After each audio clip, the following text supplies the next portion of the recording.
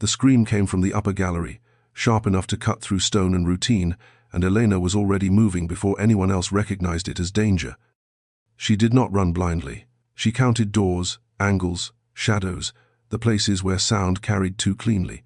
And when she reached the balustrade, she saw the youngest child frozen near the rail, fingers white, eyes fixed on a figure that did not belong there. Elena crossed the space in a breath, placing herself between the child and the threat with a precision that left no room for hesitation. Her body angled, her stance grounded, one arm shielding small shoulders while her gaze locked forward, unblinking.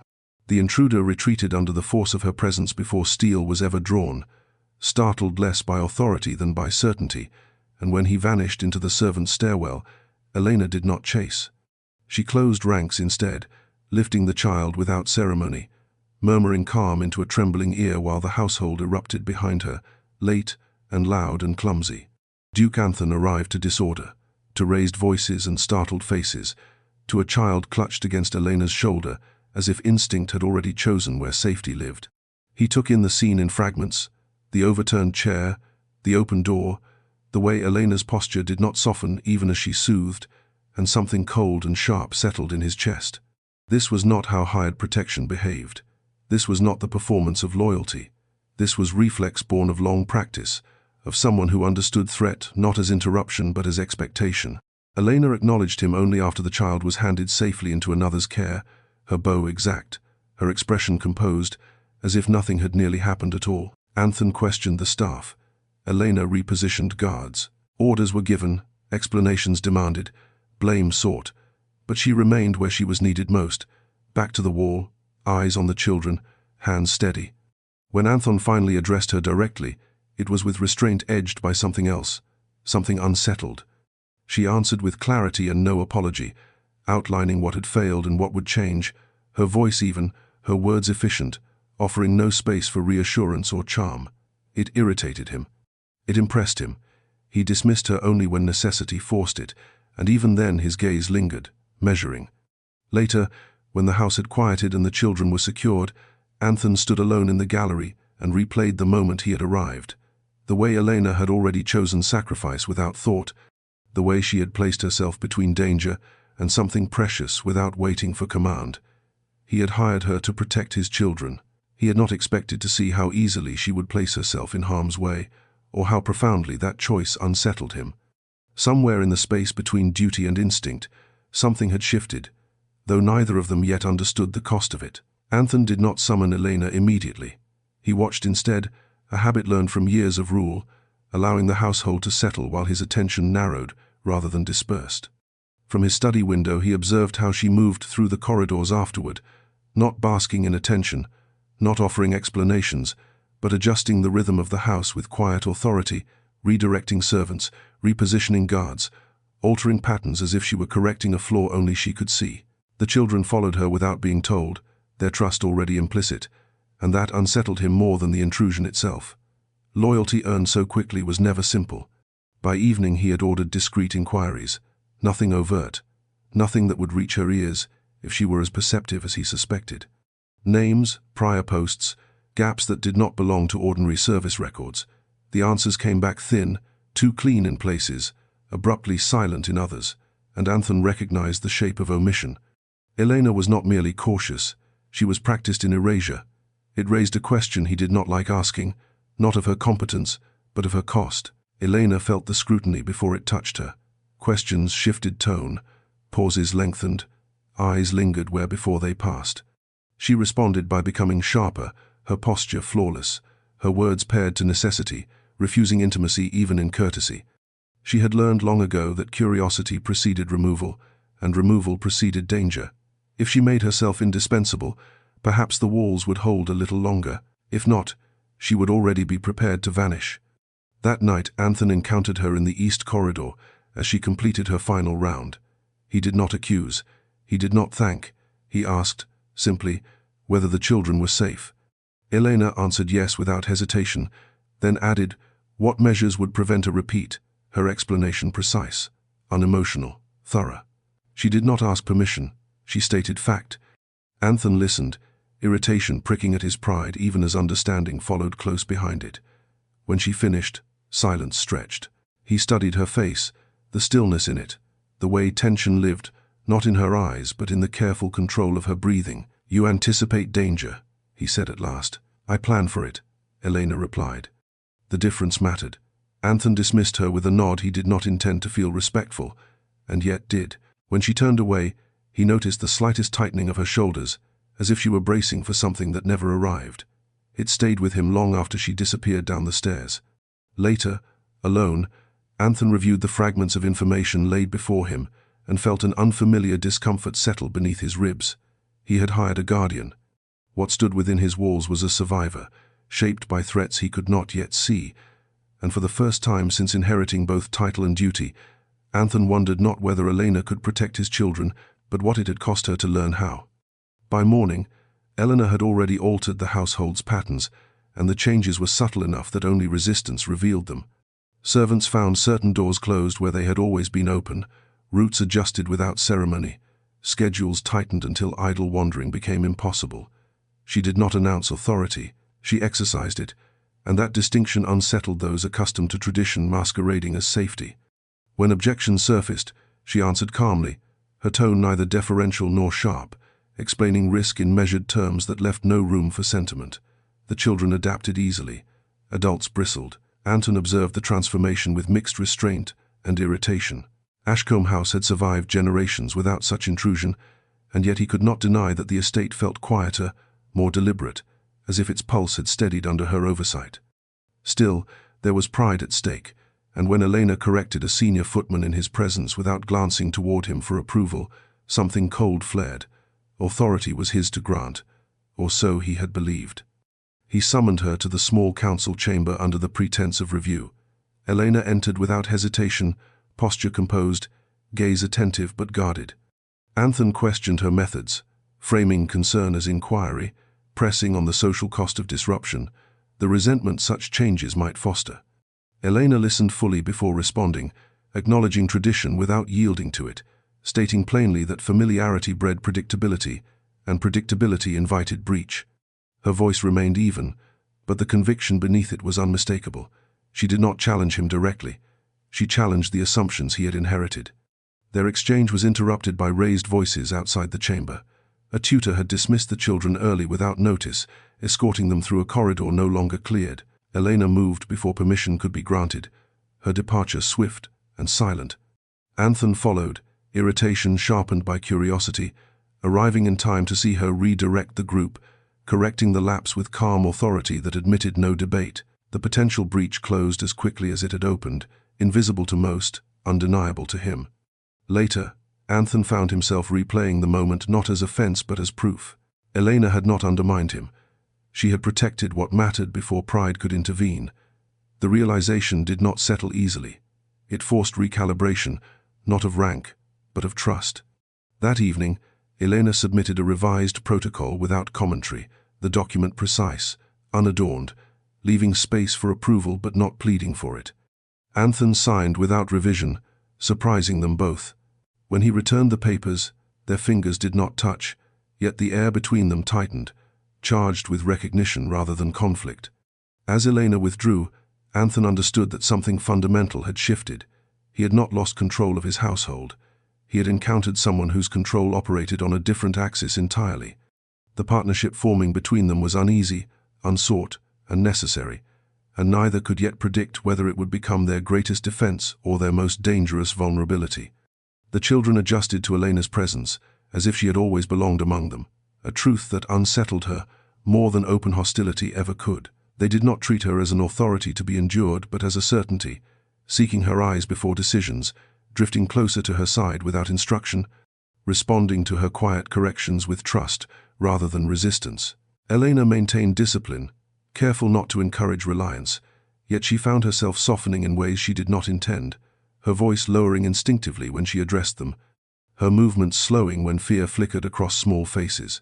It was easier to protect a perimeter than a heart, and she had never been trained for the latter. One afternoon, during a lull meant for lessons, a child's ribbon tore on a protruding nail along the gallery rail. Elena knelt without thinking, her posture folding into something unguarded, fingers deft as she mended the fabric, murmuring reassurance that dignity mattered even in small mishaps.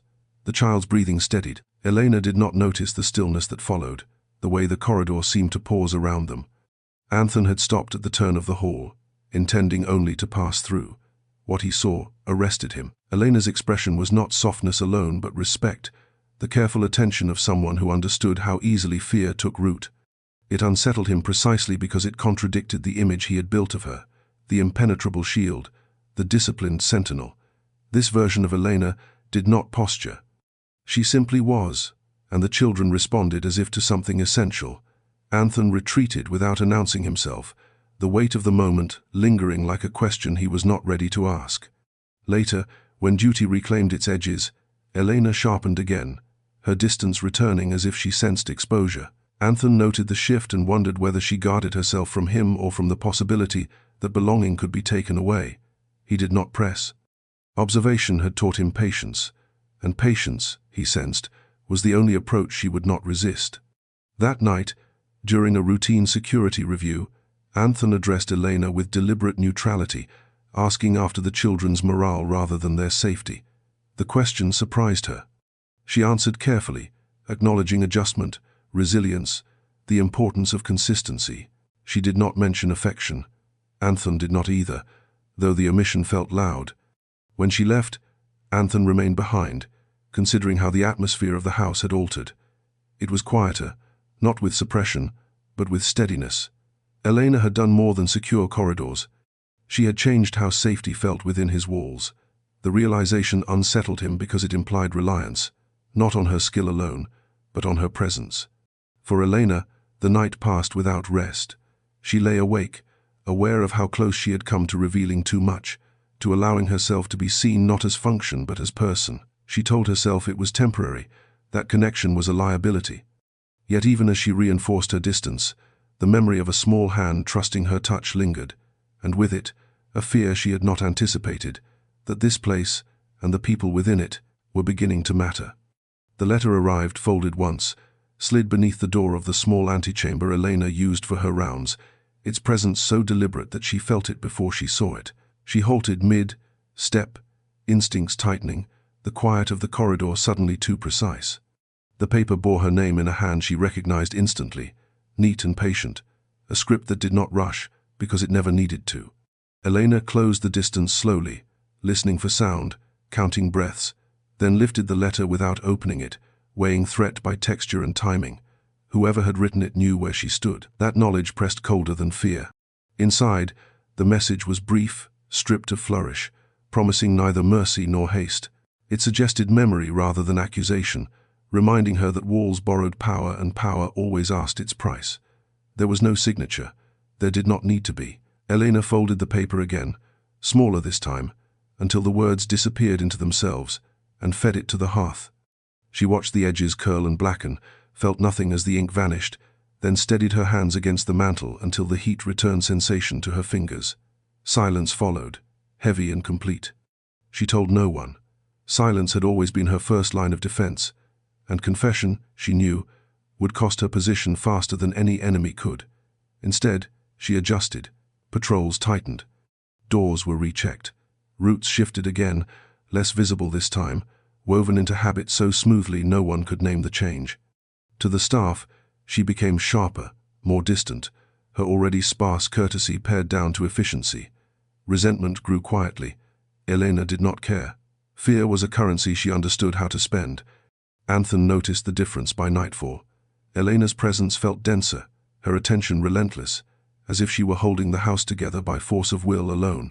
He tested the air carefully, asking after the children, remarking on fatigue, suggesting rotation.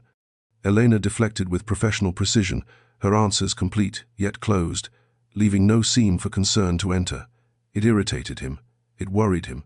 He sensed pressure where before there had been control. Later, as they crossed paths near the south stair, Anthony paused, studying her profile in the low light. "You are anticipating something," he said, not accusing, not gentle, simply observant. Elena met his gaze without hesitation. "I am ensuring nothing surprises us again." The answer was flawless. It was also incomplete. Anthony nodded, accepting what she offered, though instinct told him the truth lay just beyond reach. As she moved past him, her shoulders remained steady, but her breathing betrayed a fractional restraint, as if she were bracing against an unseen weight. That night, Elena remained awake long after the house slept, listening to every shift of sound, every creak that did not belong. The letter's ashes lay cold in the hearth, but its message lingered, coiled and patient. She had survived by disappearing before. Now she stood within walls that trusted her to remain. The choice between silence and safety narrowed, and for the first time in years, Elena feared not pursuit, but what might be lost if she ran again. Elena slept in fragments, never deeply enough to dream, waking at every shift of sound as if the house itself were testing her vigilance. By dawn she was already dressed, posture immaculate, movements precise, the strain of the night sealed behind discipline. If fear lingered, it did not slow her, it sharpened her. She recalculated patterns, adjusted guard rotations by minutes rather than hours, and reduced idle space until the estate moved like a clock whose inner workings only she understood. The children remained her fixed point, their routes shortened, their rooms reinforced subtly, comfort preserved even as protection tightened around them like an unseen hand. To the household, Elena became more exacting than ever. Instructions allowed no interpretation, courtesy thinned, efficiency ruled, resentment simmered beneath compliance, and whispers followed her through corridors that had once fallen quiet at her passing. Elena accepted it as cost. Familiarity bred blindness. Distance kept edges sharp. Anthony observed the shift with growing unease. What had once been control now felt like pressure, as if Elena were bracing against something only she could see. He tested gently at first, suggesting rest, proposing a second, command to shoulder part of the burden. Elena refused each offer with a calm so polished it bordered on deflection, insisting continuity mattered more than comfort, that patterns could not be broken without consequence. Her logic was sound, her refusal absolute. By afternoon, Anthony noticed the toll she denied, the faint tension at the corner of her mouth, the way she stood as if rest were an indulgence she could not afford. He found her in the west corridor overseeing a drill that had not been scheduled, her attention so complete she did not immediately register his presence. When she did, she straightened further, as if bracing for correction. "You are carrying too much," he said quietly, the words less order than observation. Elena did not argue. "I am carrying what is required." The answer was flawless and unsatisfying. Anthony searched her face for something he could name, some opening that would justify intervention without overstepping. He found none. Whatever drove her now was not defiance. It was necessity, privately defined. That evening, as the children were settled and the house slowed, Anthony stood alone in his study and considered the cost of silence. He had begun by watching Elena to assess her risk. Now he found himself watching for signs of fracture, unsettled by the idea that the person guarding his children might be eroding under the weight of vigilance. It was not her competence that troubled him. It was her endurance. Elena ended her rounds well past the hour she had set, pausing briefly in the gallery where the house first tested her resolve. The memory of the letter burned colder than the stone beneath her boots. She told herself fear was an old companion, manageable if unacknowledged. Yet as she resumed her watch, she felt something new beneath the discipline, an unfamiliar pressure, not of threat alone, but of being seen too closely by someone who might notice if she finally faltered. The breach did not announce itself with violence, only with absence.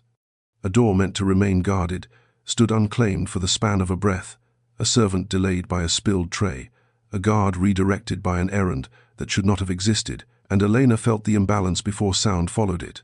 Her steps altered instantly, direction changing with a precision that allowed no doubt, and when she reached the garden passage, she saw what did not belong, a figure too, still near the hedged arch, attention fixed where children should never have been visible. Elena did not shout. She did not hesitate. She moved. The youngest child froze at the edge of the path, fear rooting small feet to stone, and Elena closed the distance in seconds, turning her body sideways to block the line of sight, one arm lifting instinctively, the other bracing as the intruder lunged. There was no flourish in the exchange, only force applied with purpose. Elena driving the man backward with controlled aggression, her stance grounded even as pain flared sharp and sudden along her ribs. She did not release pressure until retreat became certainty, until the threat dissolved back into shadow and flight. Only then did she bend, lifting the child without pause, murmuring calm into a trembling ear, her voice steady despite the heat spreading beneath her coat.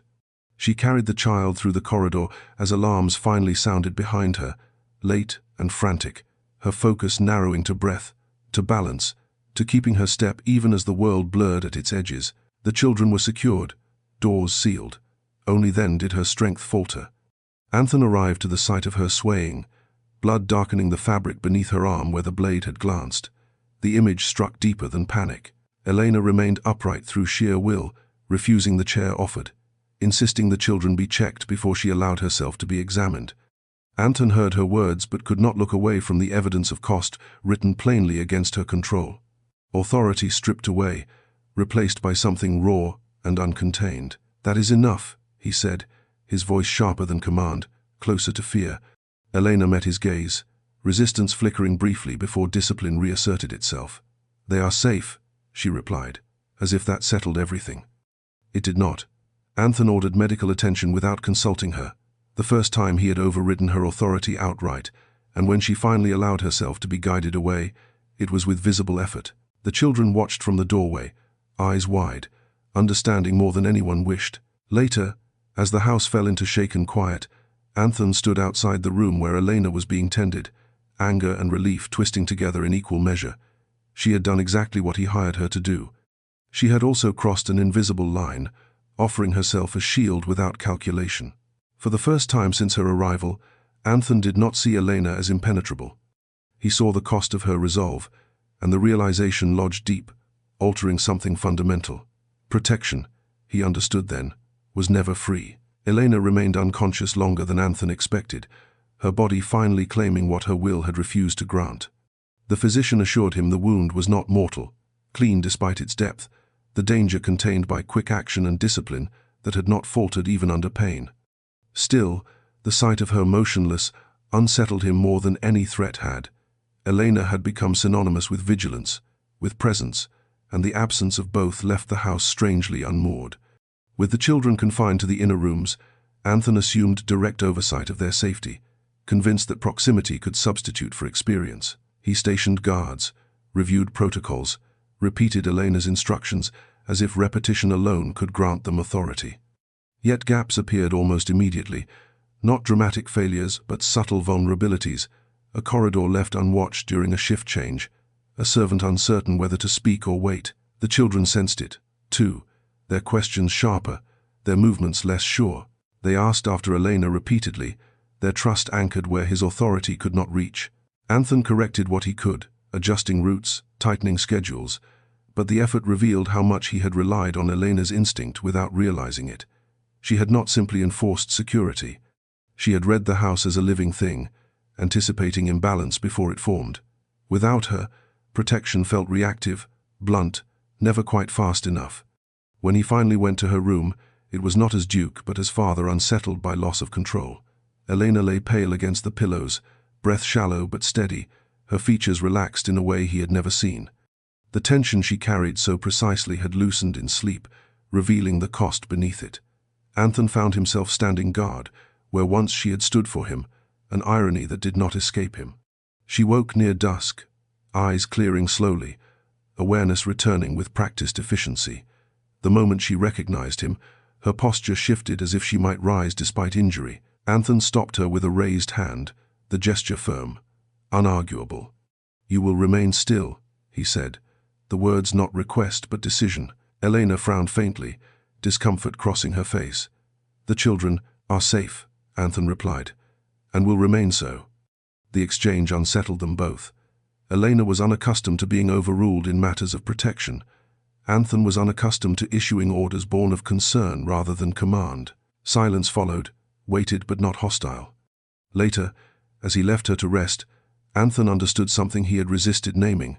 Elena's presence had not merely guarded his household, it had steadied it. Her absence exposed how deeply she had already become essential. The realization carried with it an unfamiliar unease, not of threat, but of dependence. As night settled, Anthon resumed his watch, sharper now, humbled by what he had nearly lost. Somewhere beyond the closed door, Elena slept, vulnerable in a way she never allowed herself to be awake. And for the first time since hiring her, Anthon did not think of how she protected his children, but of how narrowly the house had escaped losing her entirely. Elena returned to her feet sooner than the physician advised, discipline overriding discomfort the moment she could stand without swaying. By the second morning she was already dressed, coat fastened carefully to avoid pressure on the wound, posture immaculate despite the tightness beneath her ribs. Pain was familiar, stillness was not. She moved through the corridors with renewed precision, reclaiming space as if absence had been an error she intended to correct. Servants noticed immediately. Whispers followed. Relief did not. Anthony encountered her near the nursery wing, surprise sharpening into irritation the instant he recognized her stride. She should have been resting. He had ordered it. The realization that she had ignored him unsettled something deeper than authority. It struck at the fragile balance that had formed in her absence. "You are not fit for duty," he said, voice controlled, though concern pressed hard beneath it. Elena stopped, meeting his gaze without flinching. "The threat remains," she replied evenly. "My condition does not alter that." "The threat is being managed," Anthony countered. "You will return to your rooms." The command landed between them like a blade. Elena's jaw tightened, pride and instinct colliding. For a moment it seemed she might argue, and Anthony braced for resistance. Instead, she spoke carefully, restraint etched into every word. "With respect, my presence is part of that management." It was not defiance, it was truth, and that was what unsettled him most. Anthony closed the distance by a single step, lowering his voice. "You are not expendable," he said, the admission sharper than he intended, "and you will not bleed again to prove usefulness." The words struck Elena harder than any order. Expendable was a role she had worn like armor for years, a logic that allowed survival without attachment. To hear it rejected unsettled her balance more than pain ever could. She searched his face for calculation, for performance, and found none, only resolve. Silence stretched. Elena's breath slowed deliberately. "I do not know how to stand aside," she said finally, the honesty unguarded. Anthony did not soften. "Then learn," he replied, "because I will not lose you to endurance." He turned away first, issuing quiet instructions to the guards to hold position, to defer to Elena only within set limits. The compromise felt fragile, but necessary. Elena watched him go, the weight of his words settling uneasily in her chest. That afternoon she remained on partial duty, present but restrained, her movements precise yet bounded. The children noticed immediately, questioning the change with concerned curiosity. Elena reassured them with calm she did not fully feel, aware of how exposed she had become to something unfamiliar, being protected rather than relied upon. That night, alone again, Elena pressed a hand to her side and acknowledged a truth she had long avoided. Being needed was easy, being valued was dangerous. And for the first time since arriving at Ashcombe House, she feared not the threats beyond the walls, but the quiet safety forming within them, and how easily it might unravel if she did not learn how to accept it. The watch that night fell quiet in the way only disciplined houses managed, not silent, but measured, every sound accounted for and answered before it could bloom into threat. Elena stood near the eastern window, posture precise, weight shifted carefully to protect her injury, aware of every small compromise her body made despite her control. She expected solitude. Instead, Anthony entered without announcement, his presence altering the room's gravity even before he spoke. "I will remain," he said simply, taking position near the door, as if it were the most natural decision in the world. Elena inclined her head, accepting without comment, though the shared silence unsettled her more than vigilance ever had. Minutes passed, then more. The house breathed around them. The children slept. Danger did not announce itself, and in the absence of urgency, something unguarded surfaced. "You do not rest," Anthony said at last. "Not accusation, but observation." Elena exhaled slowly. "Rest assumes safety lasts," she replied. The honesty surprised her as much as him. She had not intended to speak it aloud, but the quiet demanded truth. Anthony did not interrupt. He waited, an unfamiliar patience settling between them, and something within Elena loosened, not fully, but enough. "I have learned that protection is temporary," she continued, choosing words with care. "That attachment creates leverage, that survival requires readiness to leave before the cost becomes too high." She did not offer details. No names, no places, only the shape of experience, stripped of spectacle. Anthony listened without pressing, resisting the instinct to demand clarity, understanding that this was not an explanation but an offering. "When danger came before," Elena said, her voice steady though her fingers tightened at her side, "it was not because I failed, It was because I stayed. The admission lingered between them, sharp and exposed. Anton felt the weight of it settle somewhere behind his ribs, a recognition not of weakness, but of pattern. Elena was not running from fear, she was running from history. "You stayed this time," he said quietly. Elena met his gaze, something flickering there she did not allow herself to name. "Yes." Anton nodded once. "Then you did not fail." The words were not reassurance. They were acceptance, and that distinction mattered. Elena's shoulders eased fractionally, the tension she carried so carefully loosening just enough to be felt. Silence returned, but it was no longer brittle. They remained at their posts until the hour passed, two sentinels sharing space without obligation. When Anton finally moved to leave, he paused, his hand resting briefly against the doorframe. "I do not require your history to value your presence," he said, "but I will not ask you to stand alone here." Elena watched him go, the echo of his words following her long after his footsteps faded. She remained at the window, gaze steady, heart uncharacteristically unsettled. Trust, she knew, was not built in grand declarations. It formed in moments like this, quiet and unguarded, when someone chose to stay without demand. For the first time since arriving at Ashcombe House, Elena allowed herself to imagine safety not as something borrowed, but as something slowly, deliberately offered, and the realization frightened her more than any threat ever had. The shift announced itself quietly, not through declaration but through habit. The children began seeking Elena even when she was not assigned to them, drifting toward her presence during lessons, pausing at doorways to look for her before speaking, measuring safety by whether she stood within sight. Elena corrected nothing. She neither encouraged nor discouraged the attachment, treating it as circumstance rather than bond, yet she adjusted instinctively, remaining closer than duty required, timing her rounds to overlap their routines with careful neutrality. Distance, she told herself, could still be maintained within proximity. Anton noticed before anyone else named it. The house had begun to orbit Elena, not in defiance of him, but in quiet reliance. Where once the children waited for permission, they now waited for reassurance.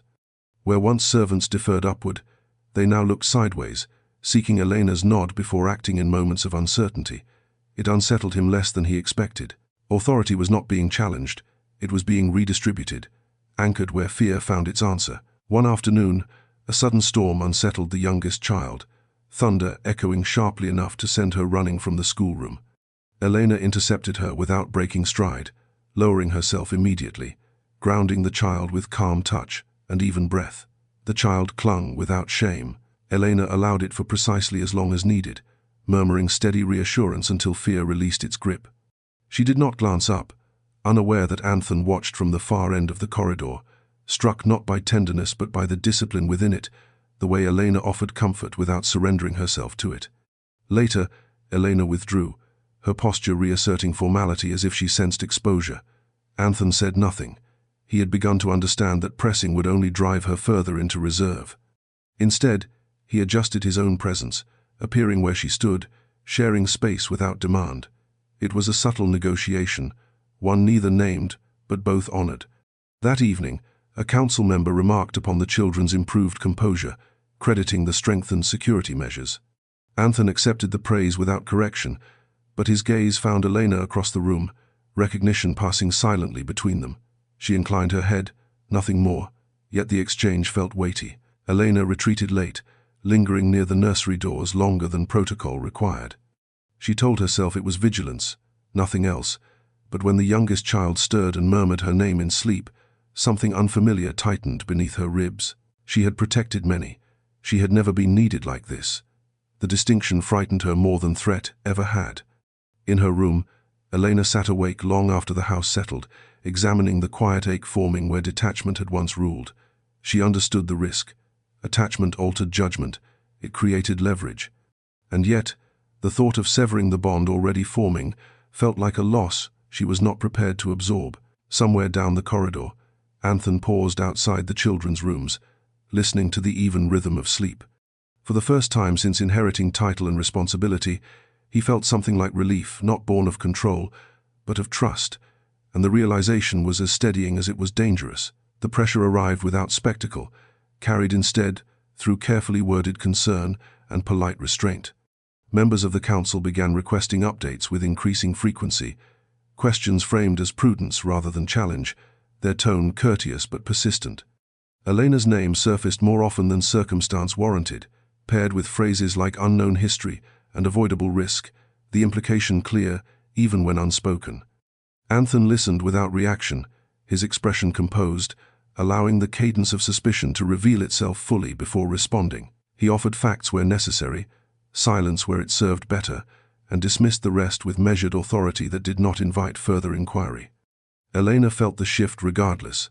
The house had taught her to read absence as clearly as presence, and she recognized the signs immediately. Doors closed a fraction faster, conversations paused when she entered. Courtesy sharpened into distance. She did not ask questions. She had learned long ago that explanation invited judgment, and judgment rarely favored those who could not afford transparency. Instead, she prepared, ordering her duties with meticulous care, reviewing protocols as if she were already writing herself out of them. Anthony noticed the change in her behavior, the way she began documenting rather than directing, instructing junior guards with an efficiency that felt final rather than instructional. He recognized preparation when he saw it. It stirred an unexpected tension, not fear of disruption, but a quiet resistance to the idea that Elena might be removed by consensus rather than choice. The council raised the matter formally 3 days later, proposing a review of Elena's employment until her background could be fully clarified. The phrasing was precise, neutral, designed to appear reasonable. Anthony did not respond immediately. He let the silence stretch, allowing the weight of his position to press back against their words. When he finally spoke, it was without elevation of voice or temper, only certainty.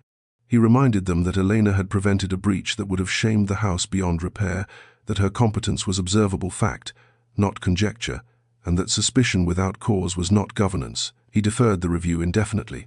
Elena learned of the exchange by accident, overhearing fragments through an open door, Anthony's voice steady, unwavering, carrying her name with a gravity that startled her. She did not remain to hear more. The knowledge settled heavily, unfamiliar, and disorienting. She had expected dismissal. She had not expected defense. That evening, Elena encountered Anthony near the lower gallery. Neither mentioned the council. The omission felt deliberate, protective rather than evasive. He asked after the children. She answered. Routine reasserted itself, yet something had shifted beneath it.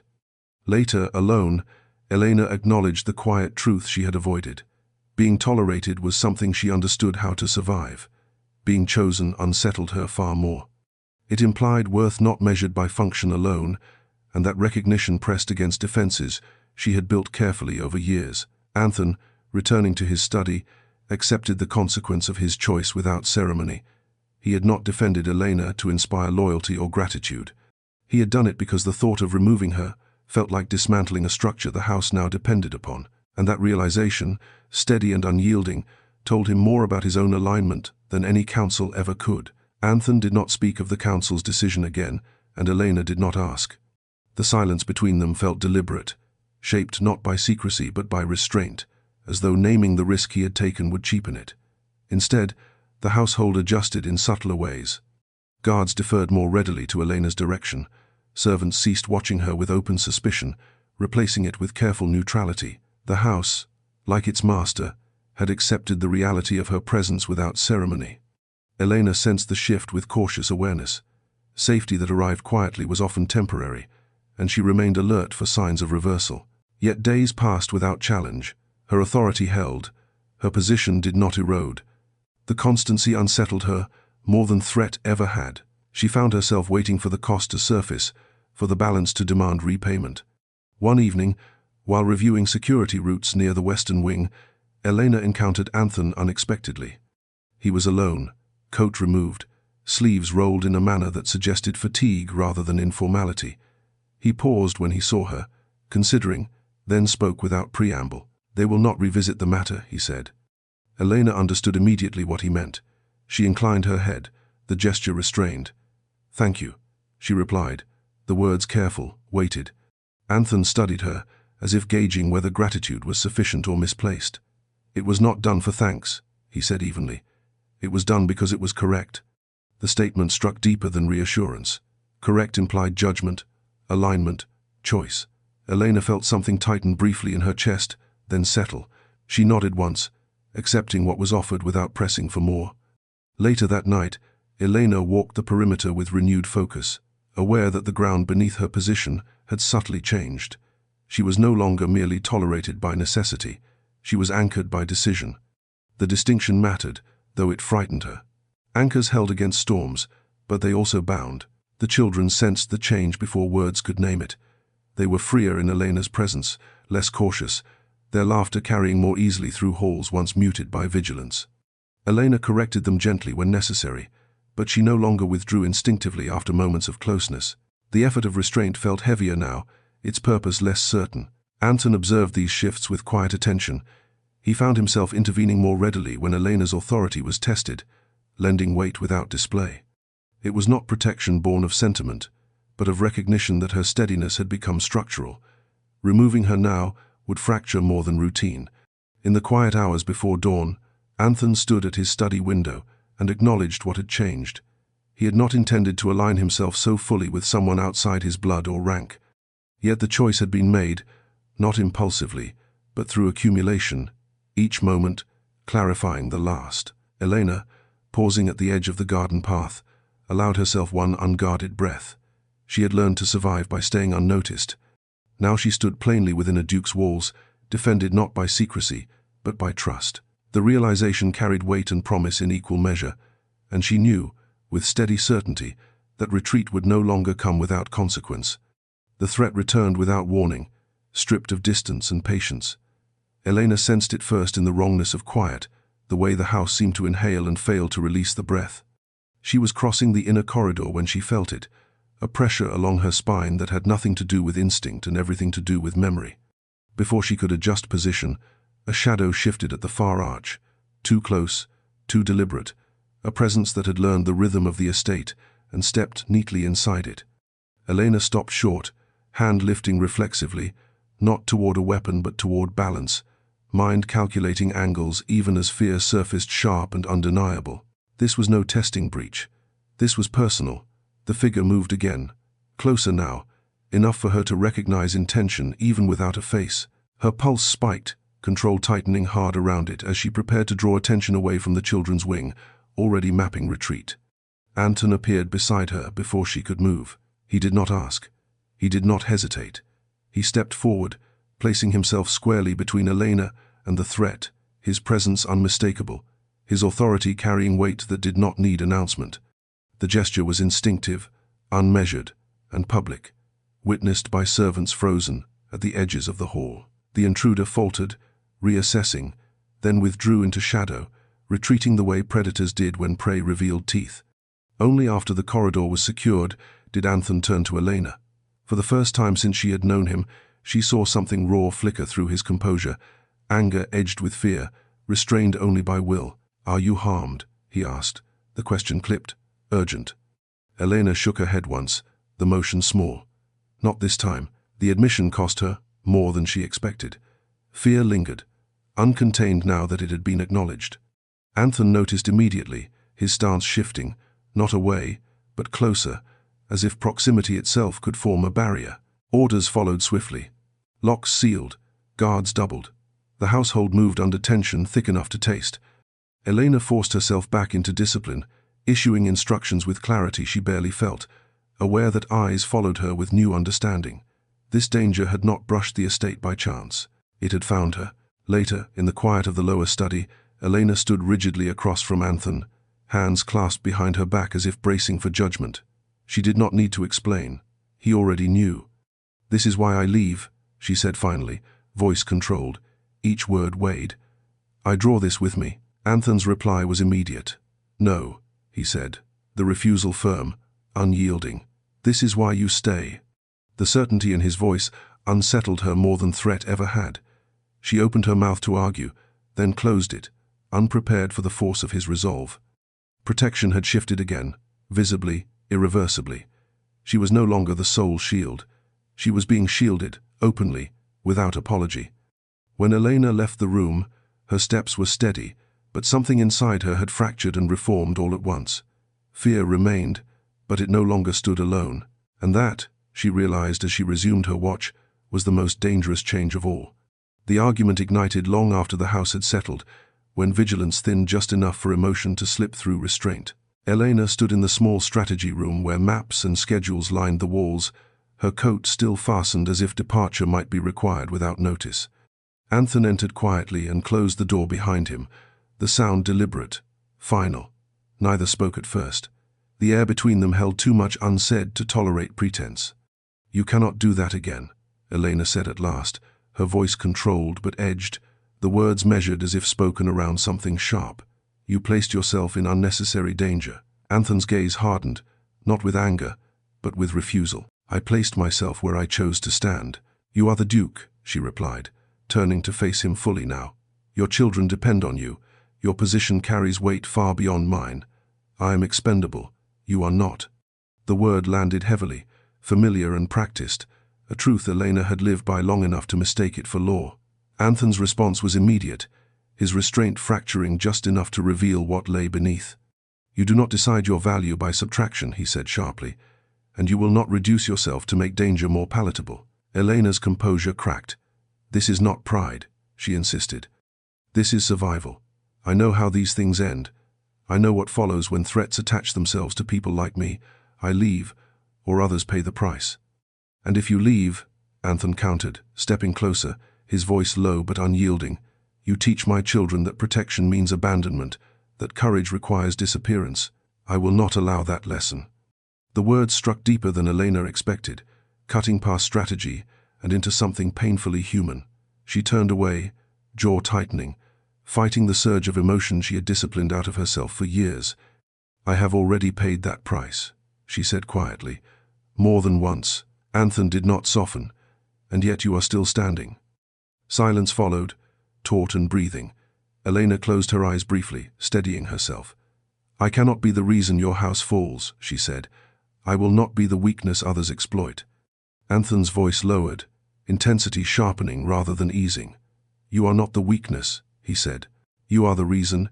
It has not already been tested beyond repair." The truth in it unsettled them both. Elena turned back, searching his face for calculation, for manipulation, for anything that would justify retreat. She found none. Only conviction, steady and dangerous. "You are asking me to stay when everything I know tells me to disappear," she said. "I am asking you to trust that protection does not always mean standing alone," Anthony replied. The argument ended not with resolution, but with exhaustion, both retreating a step without surrender. Elena left the room first, her posture intact, her breathing controlled, yet her hands trembled faintly at her sides. Anthony remained behind, staring at the maps that now felt insufficient, understanding that the battle they faced was no longer only against unseen threats, but against the survival instincts that had kept Elena alive and now threatened to pull her away. Neither slept easily that night, and between them, something irrevocable had been laid bare, not love, not yet, but the fear of loss that preceded it, raw and impossible to ignore. Elena began preparing to leave without ceremony, the decision forming not as impulse but as inevitability. She rose earlier, lingered less, recorded more. Protocols were rewritten with ruthless clarity, contingencies mapped in careful sequence, instructions delivered in language, stripped of personality, so that nothing of her would remain once she was gone. She trained her replacements with a precision that bordered on severity, correcting errors before they formed, insisting on discipline that did not rely on instinct alone. If she could not stay, she would at least ensure that absence did not become vulnerability. The children felt the change immediately. Elena answered questions more briefly, ended conversations sooner, redirected affection with gentle firmness. She positioned herself just out of reach, close enough to protect, distant enough to detach. Each small withdrawal cost her more than she admitted, but she had learned to treat pain as signal rather than obstacle. Attachment was leverage. Leverage invited threat. The pattern was familiar enough to trust. Anthony noticed the shift by the third day. The house had not grown quieter, but thinner, as if something structural were being carefully removed. He observed Elena from a distance she had begun to enforce, recognized the signs of preparation with an unease he did not immediately name. This was not tension. This was departure. The realization settled coldly, unwelcome and precise. He did not confront her at once. Experience had taught him that Elena's resolve hardened when pressed too quickly. Instead, he watched the way she began ending her rounds earlier, how she lingered at the edges of rooms rather than within them, how her gaze no longer paused where the children played. She was disentangling herself, thread by thread, with a care that suggested permanence. Elena packed nothing. She had learned long ago that leaving did not require baggage, it required timing. She chose a moment when the house would be occupied, when absence would not immediately alarm, when her departure could be framed as necessity rather than rupture. She told herself this was kindness. It felt more like erasure. That night, Elena stood alone in the gallery where the first breach had tested her resolve. The stone was cool beneath her palm, the memory sharp enough to draw breath. She had survived by leaving before. She would survive again. Yet the thought carried weight now, heavy with faces and routines she had not intended to claim. She closed her eyes briefly, allowing the ache to exist without indulgence, then straightened, discipline reasserting itself. Elsewhere in the house, Anthony set aside documents he could no longer read. The certainty had taken shape fully now, unmistakable and unwelcome. Elena was not bracing for threat. She was preparing to disappear. The knowledge stirred something fierce and unmeasured, a refusal that rose not from authority but from fear of loss he would not dignify with silence. When Elena resumed her watch, she did not see him standing at the far end of the corridor, already aware that the next words between them would not be measured, and that restraint, once again, was about to be tested. Anthony confronted Elena at the threshold of the south stairwell, choosing a place where retreat required intention rather than habit. He did not raise his voice. He did not cloak the moment in authority. He simply stood where her path ended and waited until she looked up, recognition tightening her posture before composure returned. "You are leaving," he said, not as question but conclusion. Elena inclined her head slightly, the gesture formal, practiced. "I am ensuring continuity," she replied. "The house will not be unguarded." "That is not an answer," Anthony said, stepping closer, careful not to crowd her. "It is preparation for absence." Elena's jaw tightened. Absence is sometimes the most responsible choice. "For whom?" he asked quietly. The question struck harder than accusation. Elena held his gaze, control firm, but something beneath it wavered. "For your children," she said. "For this house. For you, and not for yourself," Anthony replied. Silence stretched, taut and breathing. Elena looked away first, the motion small but telling. "I have survived by recognizing when my presence becomes a liability," she said. "I will not wait until that lesson repeats itself." Anthony's restraint fractured. "You are not a liability," he said, voice low, edged with force. "You are the reason danger has not already claimed what matters most to me." "That is precisely why I must go," Elena countered. "Threat follows where I remain." "Then we confront it," Anthony said. "Together." Elena shook her head once, firm. "You do not understand how these things end." "I understand loss," Anthony replied, stepping fully into her space now, not in dominance but in refusal. "I understand what it costs when people decide alone what others can bear." The words landed deep, unsettling her balance. Elena's breath slowed deliberately, discipline fighting emotion. "This is not abandonment," she said. "It is protection."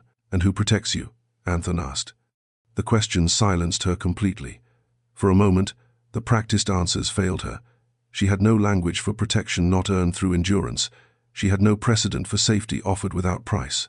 "I do not require it," she said finally, the words thinner than she intended.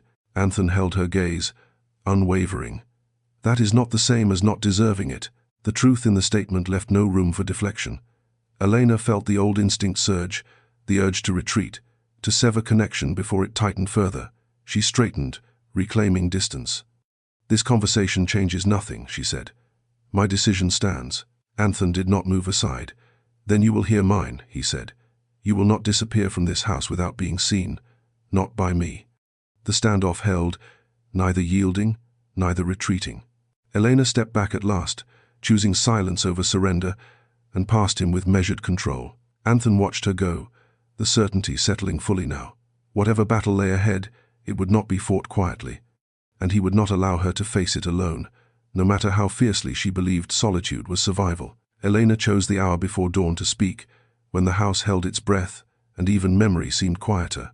She stood in the small room off the library where maps and ledgers were kept, hands clasped behind her back, posture exact as if confession required structure to contain it. Anthony arrived without summons, as though he had been waiting for the moment she would finally stop running in place. He did not sit, neither did she. The space between them felt deliberate, a line neither crossed until words forced it open. "I did not learn to leave because I am weak," Elena said, her voice steady, stripped of apology. "I learned because staying made other people targets." She spoke without drama, recounting a past shaped by usefulness and betrayal, by being positioned between danger and those who claimed to value her, until protection became expectation, and expectation became leverage.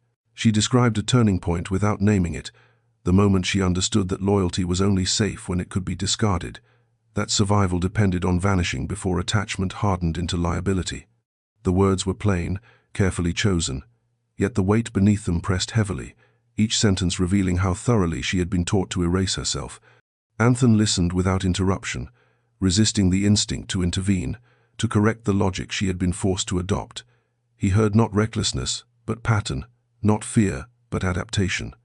When she finished, silence followed, thick and grounded, the kind that acknowledged truth rather than avoided it. "I did not fail them," Elena continued, quieter now. "They failed to understand that protection is not infinite, that people break." "You did not break," Anthony said. Elena's gaze flickered, the smallest fracture in her composure. "I learned how to bend," she replied, "until bending became disappearance." Anthony stepped closer then, not abruptly, but with intention. "And here," he said, "you stayed."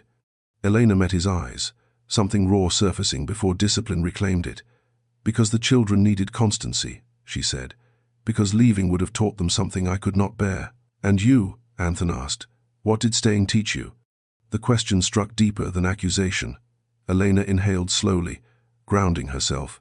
"That safety offered without condition is unfamiliar," she said, "and frightening." Anthony nodded once. "It should not be," he replied, "but I understand why it is." He did not promise that danger would vanish. He did not pretend her past would loosen its grip easily. Instead, he offered something quieter and far more unsettling. "You will not be used as shield here," he said, "nor asked to disappear to preserve my standing. If you choose to leave, it will be by choice, not fear." The words did not solve anything. They shifted the ground beneath it. Elena felt the old instinct rise, urging retreat, urging control, urging distance. But beneath it, something steadier pressed back, a recognition she could not dismiss. She had told the truth and remained standing. And for the first time, the space she occupied did not feel borrowed. When they parted, neither reached for resolution. None was possible yet. But Elena left the room without the familiar certainty of departure tightening her chest, and Anthony watched her go, knowing that survival, once spoken aloud, could no longer pretend it did not want something more. Anthony did not sleep after their conversation, though exhaustion pressed heavily at his edges. He remained in his study as the first light crept along the shelves, considering not policy or consequence, but the unfamiliar weight of fear that had taken root beneath his composure. It unsettled him not because it weakened his resolve, but because it clarified it. He had spent years guarding a household, a title, a future shaped by inheritance. He had not expected to find himself guarding the presence of one woman, as if her absence would fracture something essential. He sought Elena later that morning in the outer garden, choosing the open air deliberately, where words could breathe without echo.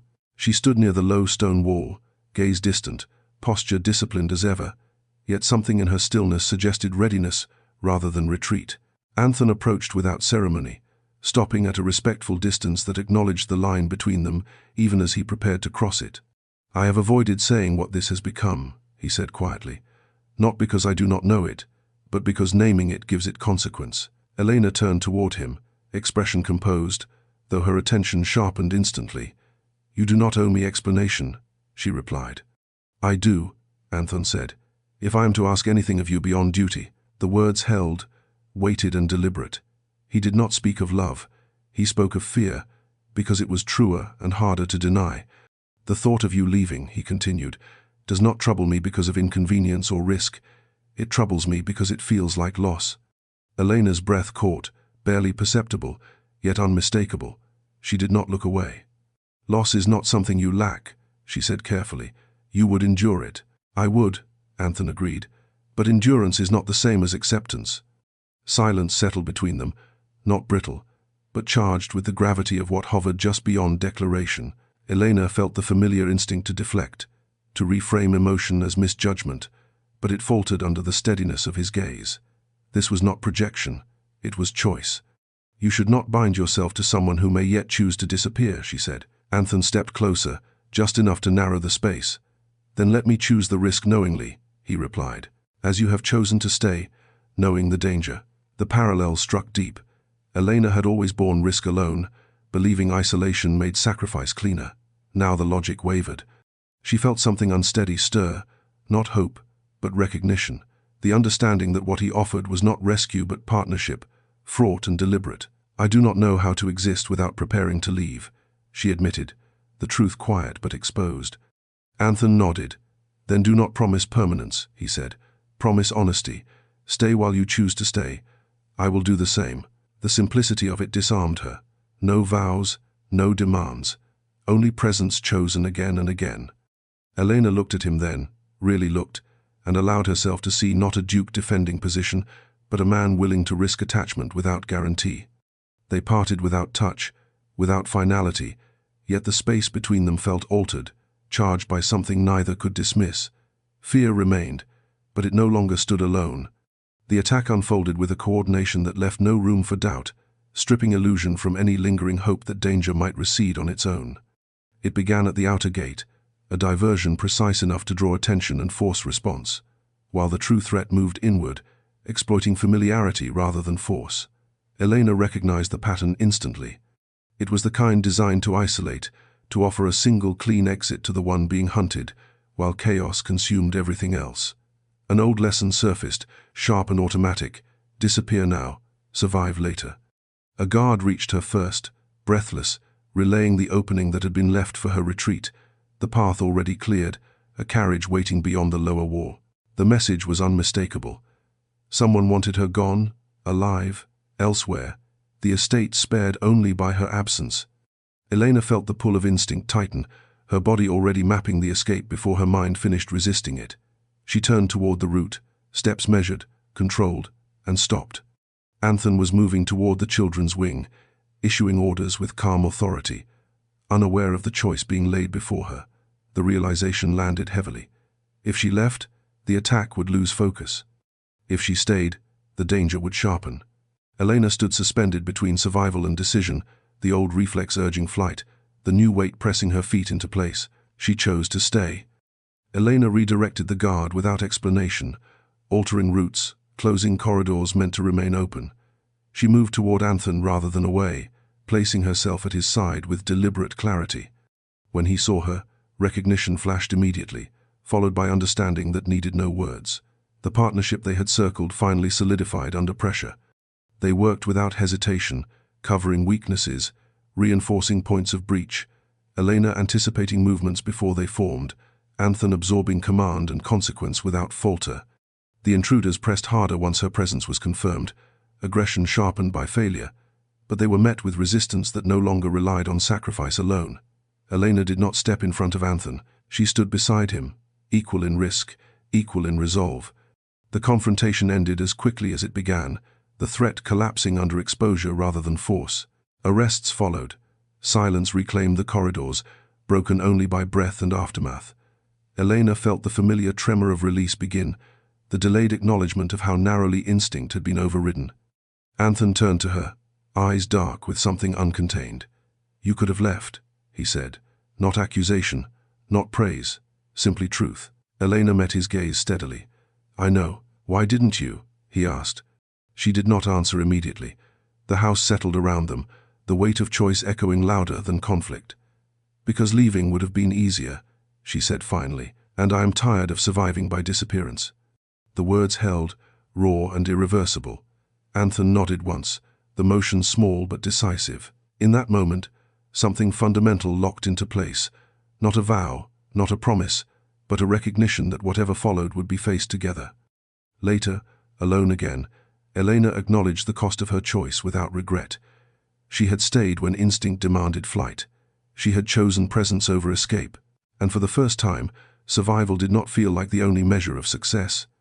The children were sent away before dawn, escorted under guard to a distant estate, whose walls had not yet learned the pattern of threat.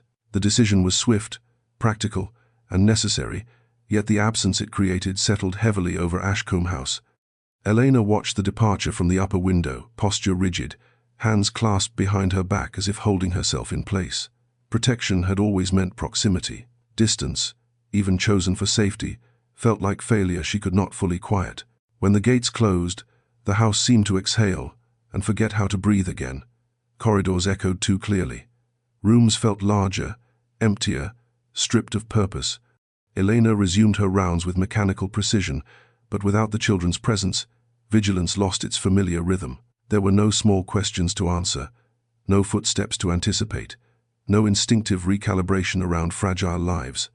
Only silence, and the knowledge that the house no longer required her in the way it had before. Anthony felt it too. Authority filled space easily, but it did not replace warmth. Without the children's laughter and Elena's steady gravity anchoring routine, the estate reverted to something colder, more formal, a structure rather than a home. He found himself lingering where he did not need to be, pausing at corners where purpose had once gathered, unsettled by how much of the house's balance had depended on two things now absent or altered. Elena adjusted first by withdrawing, resuming the careful emotional distance she had once worn instinctively. Without the children, it felt safer to retreat into function, to treat presence as task rather than bond. Anthony noticed immediately, though he did not name it. He recognized the signs now, the subtle tightening, the way Elena positioned herself at the edges of rooms rather than within them. The absence had clarified not only what remained, but what risked being lost. They shared meals in silence more often than not, routine substituting for conversation, neither yet trusted.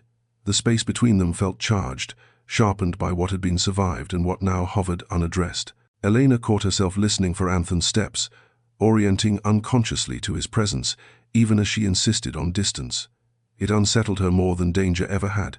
One evening, as rain pressed against the windows, Anthony spoke without turning. "The house feels wrong without them," he said. Elena did not deny it.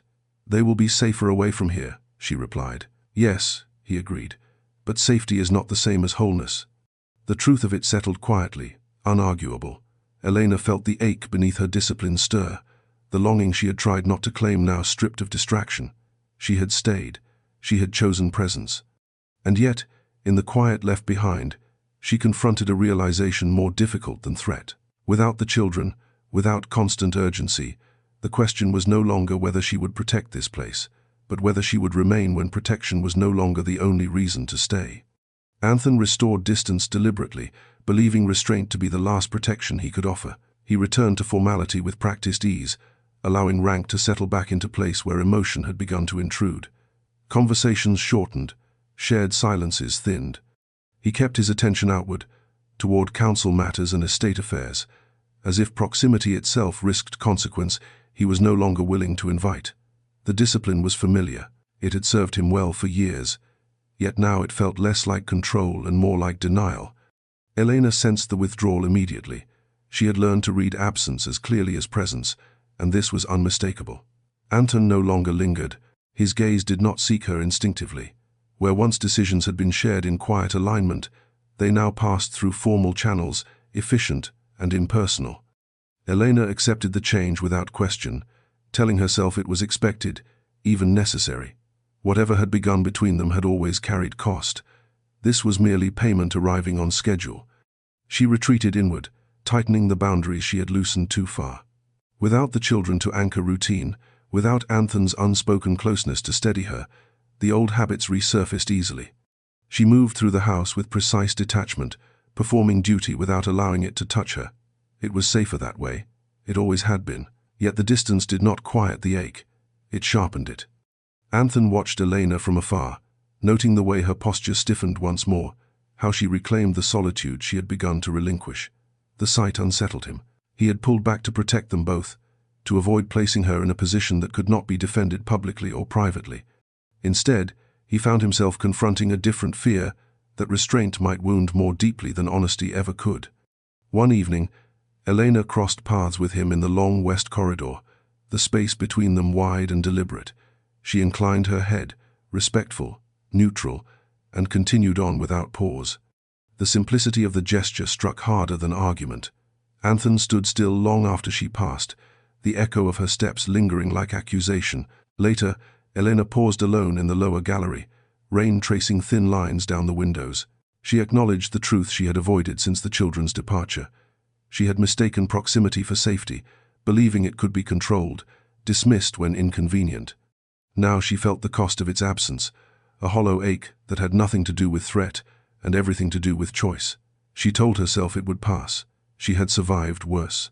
Anton returned to his study and closed the door, the silence inside pressing heavily. He had believed restraint would restore order, that distance would preserve balance. Instead, it revealed how profoundly things had already changed. He was no longer guarding against impropriety alone. He was guarding against the possibility that by doing so, he might lose something he had not yet admitted he wanted to keep. Neither spoke that night. The house held their silence, and within it, longing and fear settled into uneasy truce, each waiting to see which would break first. Elena heard his voice before she recognized the risk of listening. It carried from the council chamber in measured tones, precise and controlled, the cadence Anton used when he intended not to persuade, but to conclude. She had paused only to confirm a guard rotation, her presence incidental, her attention meant to pass on. Then her name surfaced, spoken without hesitation, and she stilled, breath held, instinct warning her not to move. The councillor's concern was phrased politely, the implication sharpened by restraint. Unknown affiliations, persistent threats, optics. Elena had heard variations of the argument before, always delivered with sympathy that concealed removal. Anton did not interrupt. He allowed the case to unfold fully, then answered with calm authority that carried no heat, because it required none. He spoke of outcomes rather than intentions, of breaches prevented and children unharmed, of stability restored under Elena's direction. He named her discipline, her judgment, her refusal to privilege her own safety above the household's. He did not romanticize her role. He legitimized it. Elena felt the words land with unexpected force. He was not defending her as exception. He was defining her as standard. When the councillor pressed again, Anton's reply sharpened just enough to close the matter. He reminded them that governance built on suspicion eroded trust faster than any threat, that removal without cause signaled weakness rather than prudence. The discussion ended not with agreement but with acquiescence, the sound of chairs shifting marking conclusion. Elena stepped back into shadow before the door opened, heart unsteady, composure hard, won. She did not seek Anton afterward. Gratitude felt too exposed, too intimate for the distance he had so carefully re-established. Instead, she resumed duty with renewed quiet, the knowledge settling into her bones slowly, irreversibly. She had been chosen publicly, without spectacle, without demand. The recognition altered the way the house felt beneath her steps. Anton emerged moments later, expression composed, gaze forward. He did not look for Elena, and she did not step into his path. The omission felt deliberate, protective of boundaries neither yet trusted to cross again. Still, the exchange lingered, an unspoken acknowledgement that could not be erased. That night, Elena stood watch near the outer stair, rain whispering against the windows. She found herself replaying his words, not for reassurance but for understanding. He had spoken of her as if her presence were integral, not conditional. The idea unsettled her more than praise ever could. It implied permanence she had never planned to claim. Across the estate, Anton paused in his study, considering the cost of what he had said. He had not weighed consequences. He had spoken truth as he understood it, and the clarity of that choice steadied him. Whatever distance he maintained now, it could no longer deny alignment already declared. When Elena finished her rounds, she did not retreat immediately. She lingered at the edge of the garden path, allowing the night air to cool the unfamiliar warmth beneath her ribs. She had survived by being unseen.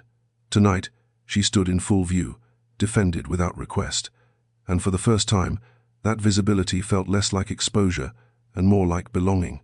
The night settled into a rare stillness, the kind that invited thought rather than vigilance, and Elena found herself lingering in the lower gallery long after her rounds should have ended. The lamps were turned low, shadows softened by warm light that made the stone walls seem almost forgiving.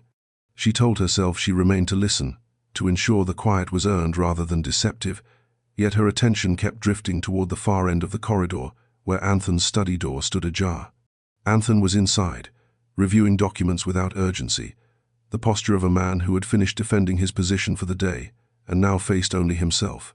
He sensed her presence before he saw her, an awareness that had become instinctive despite his efforts at restraint. When he looked up, Elena stood framed by the archway, neither entering nor retreating, her composure intact but something hesitant in her stillness. "Is there concern?" he asked, the question neutral, an invitation rather than command. "No," Elena replied. "Only quiet." She stepped closer, the distance between them narrowing carefully, as if both understood how easily it could be crossed. They spoke of practical matters at first, guard rotations, the children's expected return, the minor adjustments still needed to reinforce the estate's weaker points. The conversation flowed easily, familiarity smoothing what formality had recently roughened. Yet, beneath the words, something heavier pressed, waiting. "Elena," Anthony said finally, her name weighted with deliberation rather than authority. "What you heard earlier was not meant for your ears." She met his gaze steadily. "I know," she replied, "but I am grateful all the same." The admission hung between them, quiet and unadorned. Anthony felt the moment stretch towards something neither had yet named. He took a measured breath, aware of how thin the line was between acknowledgement and confession. "I spoke as I did because it was true," he said, "not because it was safe." Elena's breath slowed. "Truth often isn't," she answered. Silence followed, charged and breathing. For a moment, the distance between them felt unbearable, as if the air itself urged them forward. Elena sensed the familiar instinct to withdraw surge sharply, yet it faltered, weakened by the steadiness of his presence. She allowed herself to remain, to feel the pull without fleeing it. Anthony stepped closer, stopping just short of touching, his restraint as deliberate as the movement itself. "If I cross this line," he said quietly, "it will not be in ignorance of consequence." Elena's heart beat loud enough she wondered if he could hear it. "Nor would I allow it without understanding the cost," she replied. They stood there, balanced at the edge of confession, the truth of their bond, unmistakable, yet unnamed. The moment held, then eased, neither retreating in defeat nor advancing in haste. Elena stepped back first, not in rejection but in preservation, and Anthony allowed it, recognizing the courage in restraint. When she left the study, the quiet felt altered, weighted with what had nearly been spoken. Elena returned to her watch, pulse still unsteady, aware that something irreversible had shifted simply by being acknowledged, and Anthony remained where he was, staring at the space she had occupied, understanding that silence, once shared so closely, could never again mean absence. The offer arrived, sealed with weight and certainty, delivered by courier rather than whisper, its timing too precise to be coincidence. Elena accepted the envelope without expression, recognizing the insignia immediately, a patron powerful enough to guarantee safety through influence rather than walls. She did not open it at once. Experience had taught her that promises carried more danger than threats, and she preferred to measure the cost before acknowledging temptation. When she finally read the contents, the terms were unambiguous. A senior position, authority unchallenged, protection enforced by reach rather than proximity, distance from Ashcombe House, from lingering threats, from scrutiny that had begun to coil too closely around her presence. It was everything she had once believed survival required, offered without condition or delay. Elena folded the letter carefully, the paper heavier in her hands than its words alone justified. She told Anthony that evening, choosing candor over concealment. They stood in the long dining room, the space between them formal, the distance deliberate. Elena relayed the offer plainly, without emphasis, without appeal, as if reporting weather rather than possibility. She did not ask for counsel. She did not seek permission. Anthony listened without reaction, his expression composed to the point of opacity. He asked only for clarification, the scope of authority, the duration, the guarantees attached. Elena answered precisely. When she finished, silence settled, unbroken by objection or encouragement. Anthony inclined his head once, acknowledgement rather than response. "You must choose what best secures your future," he said at last, his voice even. "I will not influence that decision." The restraint cost him more than he allowed. Elena recognized it immediately, the careful neutrality masking something heavier beneath. It unsettled her more than persuasion ever could have. She had expected resistance, argument, perhaps even relief. Instead, she was given freedom, unencumbered and absolute. Later, alone, Elena paced the narrow length of her chamber, the letter resting unopened on the table where she had left it. She imagined a life defined by distance rather than vigilance, by order rather than instinct. She imagined safety that did not depend on walls or watches. The vision felt clean, controlled, and strangely hollow. She thought of the children's voices echoing down corridors now silent, of Anthon's presence steady at her side during chaos, of choices made not because they were safe, but because they were right. She had survived by leaving before. This time, leaving felt less like escape and more like abandonment, not of place, but of self. Anthon spent the same hours awake, documents untouched, attention fixed on nothing at all. He had offered Elena freedom without condition, because anything else would have been claim. Yet the thought of her departure pressed heavily, a quiet ache that did not ease with logic. Protection, he realized, had changed shape again. It was no longer about holding danger at bay, but about honoring choice without surrendering truth. By dawn, Elena had not slept. The letter remained where it lay, its promise intact, and with it stood the clearest test yet, not of loyalty or fear, but of whether belonging, once glimpsed, could outweigh the instinct to flee. Clarity arrived not as revelation, but as alignment, settling into Anthon with the quiet inevitability of a truth long resisted. He had believed protection was something he commanded, an extension of title and responsibility, directed outward towards walls, guards, and consequence. Now he recognized the shift fully formed. Protection had turned inward. It had chosen Elena. He began moving differently through council chambers and corridors alike, not with defiance but with precision, anticipating where pressure would gather and dispersing it before it could take shape. Concerns were redirected, questions reframed, influence applied without display. When insinuations arose about the wisdom of Elena's continued presence, Anthon absorbed them personally, refracting risk through his own authority, so it never reached her. He did not announce the choice. He enacted it. Elena noticed the effects before she understood the cause. Meetings ended sooner. Scrutiny softened into acceptance. Obstacles dissolved without explanation. She recognized the pattern with a familiar unease, the sense of being shielded by someone else's exposure. It unsettled her more than threat ever had. She had learned to endure danger directly, not to watch it bend around another.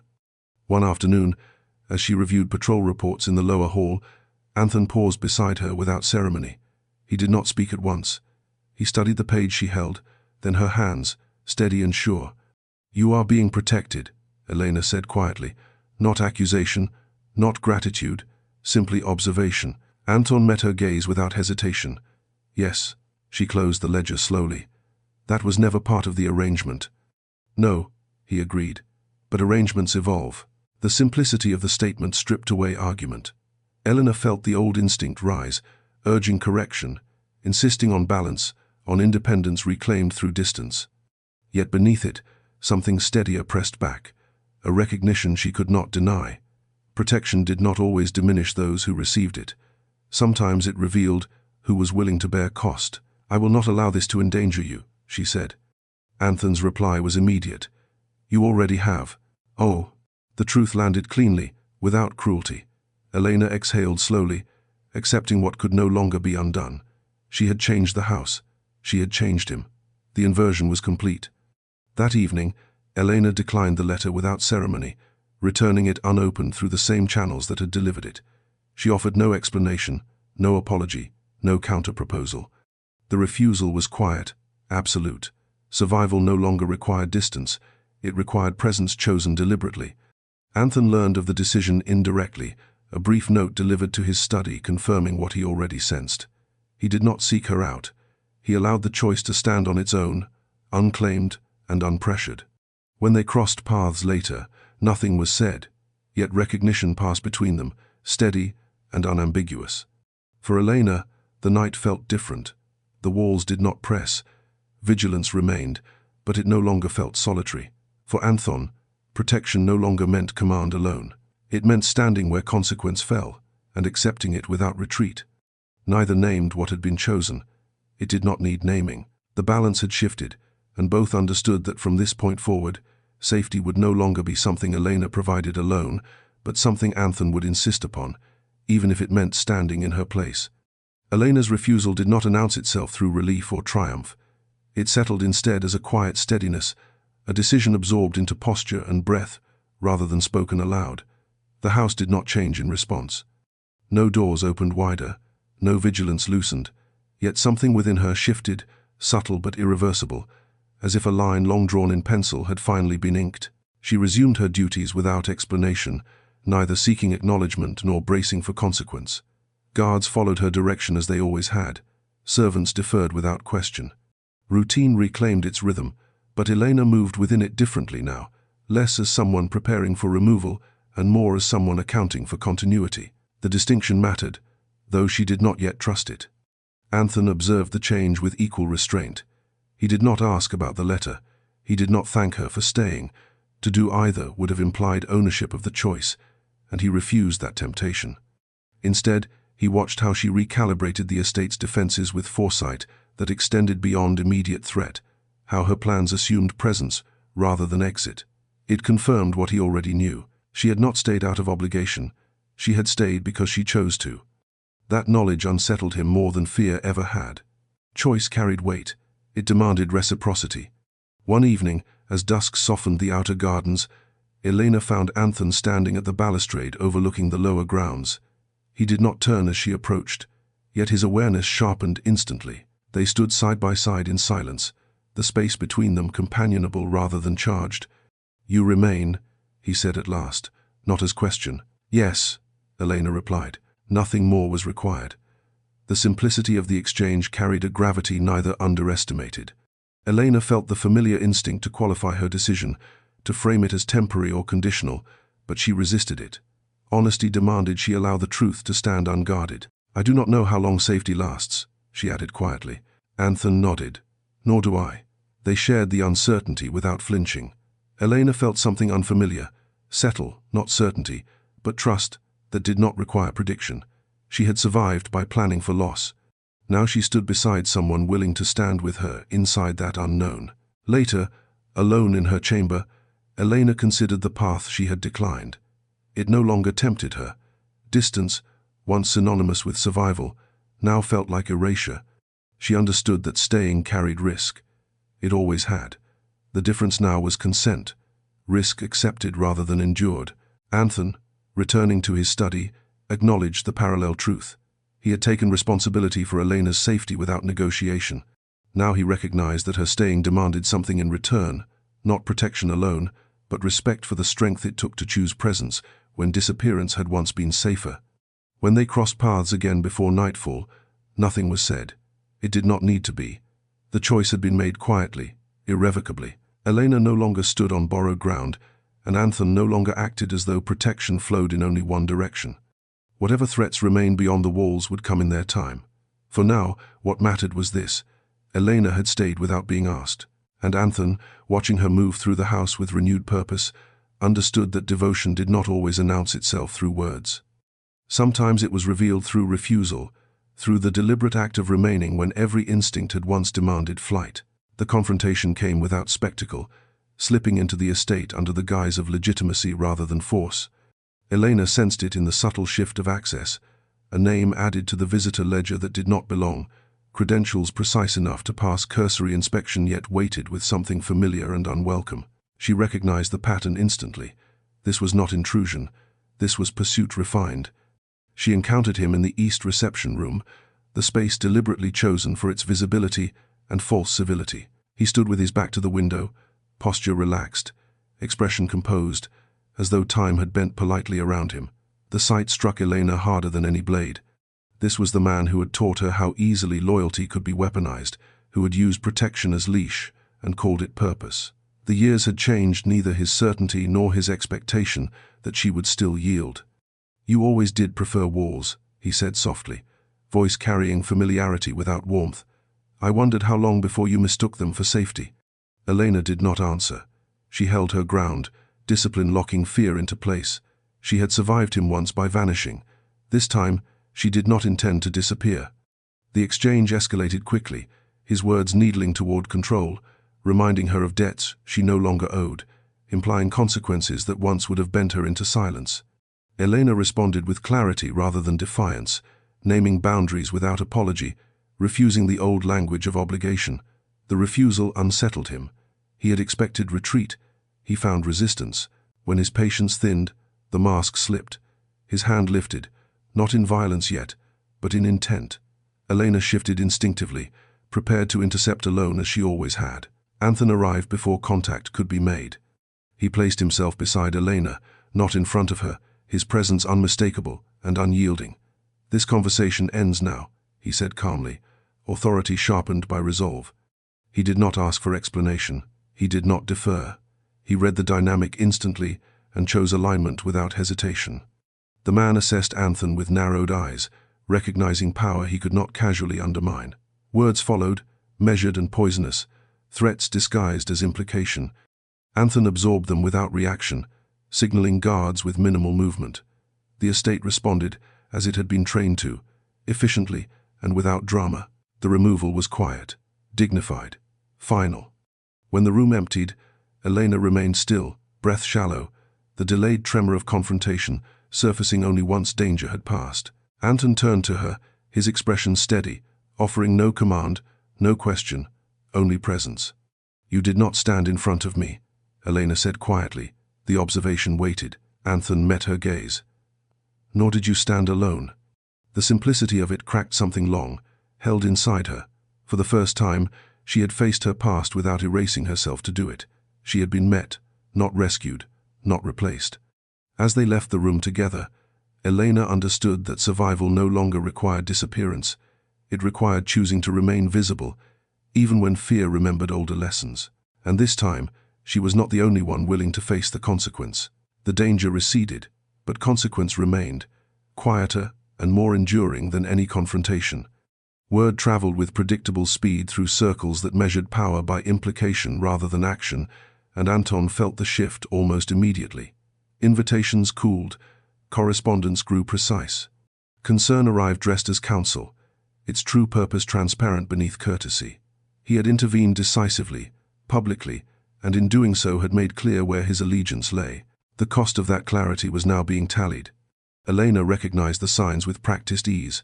She had seen reputations tested not through accusation but through erosion, authority thinned by suggestion rather than force. Anthon's position had not weakened, not yet, but pressure gathered like water behind a gate.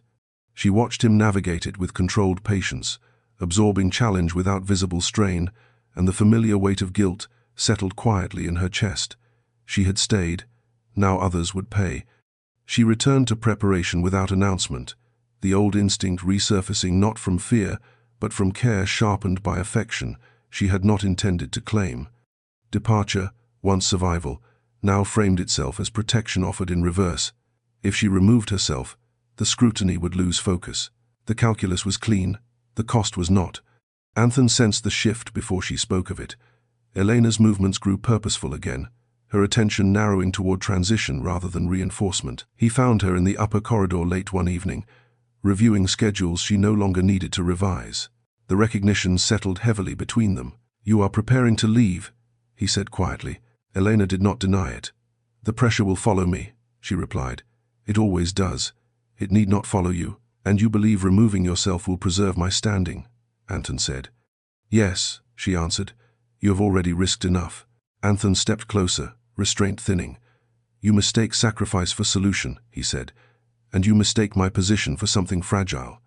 Elena held his gaze, steady but resolute. "I know what it costs to be defended," she replied.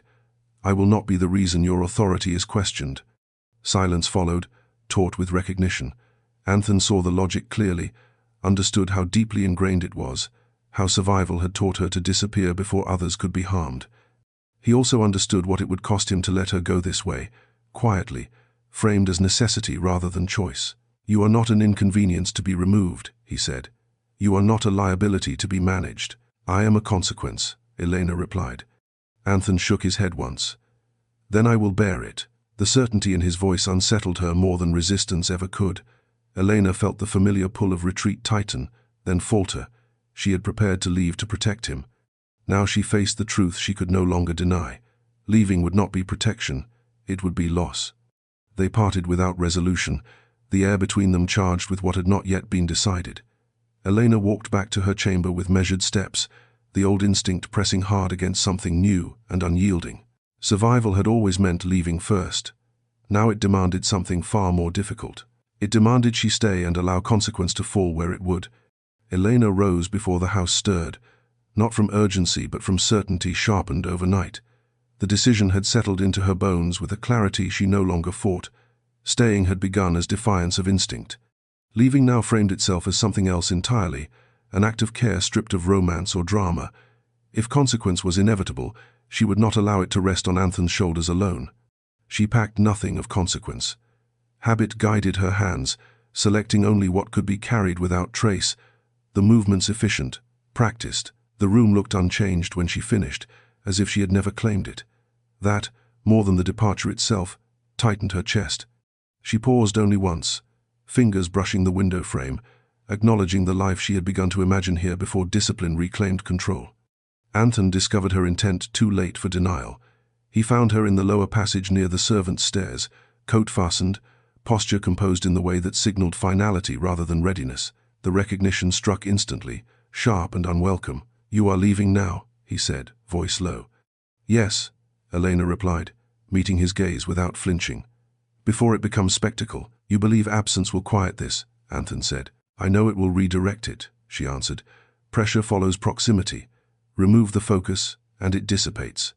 Anthon stepped closer, restraint slipping. "You do not get to decide that alone." "Says." "I do," Elena said softly, "because this cost attaches to me." "And what of the cost to me?" he asked, the question stripped of authority, bare and dangerous. Elena hesitated, the smallest fracture in her composure. "You will endure," she said. "You always have." The words landed wrong even as she spoke them. Endurance was not what he had offered her. It was what she had learned to do without choice. Anthon exhaled slowly, grounding himself. "You think leaving is protection," he said, "but it is only familiar, and familiarity is not always wisdom."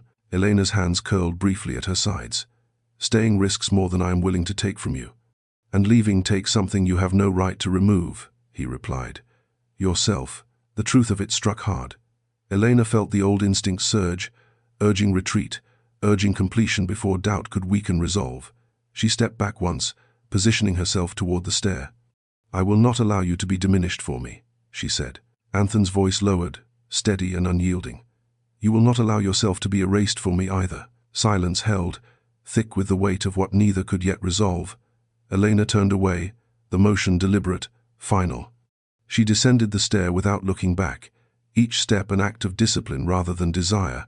Anthon remained where he stood long after her footsteps faded, understanding that the choice she had made was born not of fear, but of love. She did not yet trust herself to claim. And as the house settled into uneasy quiet, he knew with certainty that this departure would not end the battle. It had only shifted its shape. Anthon did not allow the distance to form.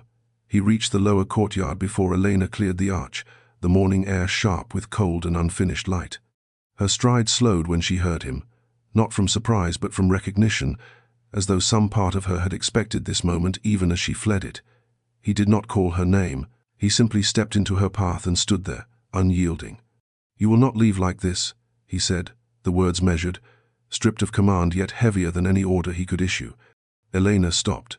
Discipline held her posture intact, but something in her gaze shifted, a quiet bracing she had learned to master. "I am leaving because I chose to," she replied, "not because I was asked." "And I am stopping you because I choose to," Anthon said, "not because I fear consequence."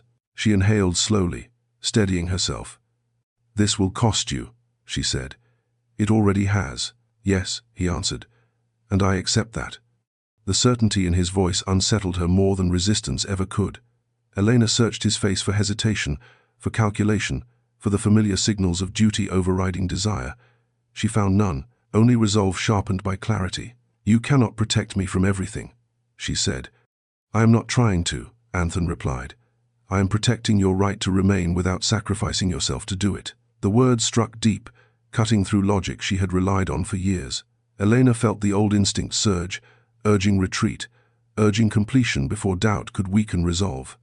She closed her eyes briefly, grounding herself against the pull. "If I stay," she said quietly, "I will be visible. I will draw attention. I will complicate your standing." Anthon stepped closer, not to crowd her, but to narrow the space she had learned to use as escape. "Then let me be seen choosing you," he said. "Let that be the complication." The simplicity of it stole her breath. Elena had survived by leaving before others could decide her value. Now someone stood before her, declaring that value openly, without demand or condition. "I will not be your weakness," she said. "You are not," Anthon replied. "You are my responsibility because I choose you, not because you need rescue." The distinction mattered. It shifted the ground beneath her feet. Elena felt something give way, not collapse but release, the long-held tension between survival and presence easing for the first time. She lowered her gaze, then lifted it again, meeting his eyes fully. "If I stay," she said, "it will not be because you stopped me. It will be because I decide to remain." Anthon inclined his head once. "That is all I have asked." Elena exhaled, slow and deliberate, and turned back toward the house, not as retreat, but as return. The courtyard felt different beneath her boots, less like a threshold and more like foundation. Anthon fell into step beside her, neither leading nor following. Inside, the house seemed to settle around them, as if recognizing a choice that could not be undone. Elena understood then that protection had completed its reversal. She had been hired to guard the Duke's children. Now the Duke had claimed responsibility for guarding her place in his world, openly and without apology. The children returned 3 days later, their carriage rolling through the gates beneath a sky washed clean by rain. Elena stood at the foot of the steps as they descended, posture composed yet softened by an anticipation she no longer tried to deny. The youngest reached her first, arms lifting without hesitation, and Elena caught her with practiced steadiness that now carried warmth unguarded.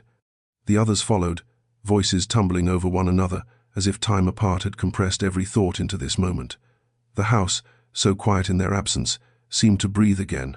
Anthon watched from the threshold, relief settling into him not as triumph, but as rightness restored. He noted the way Elena adjusted instantly, bending routine around small needs without surrendering structure, how the children responded not with dependence but trust. It was a balance he had witnessed before, but now it carried a different weight. Elena no longer held herself at the edges of their lives, she stood fully within them. Routine resumed with cautious care. Lessons restarted, walks reclaimed their paths. Security remained tight, yet it no longer felt oppressive.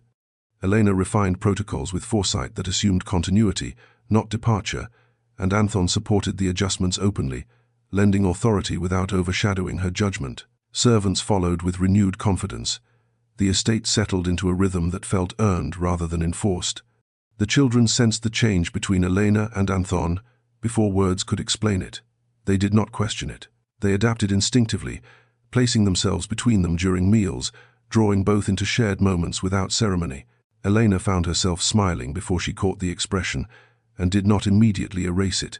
Anthon noticed, and the sight steadied him more than any report could have.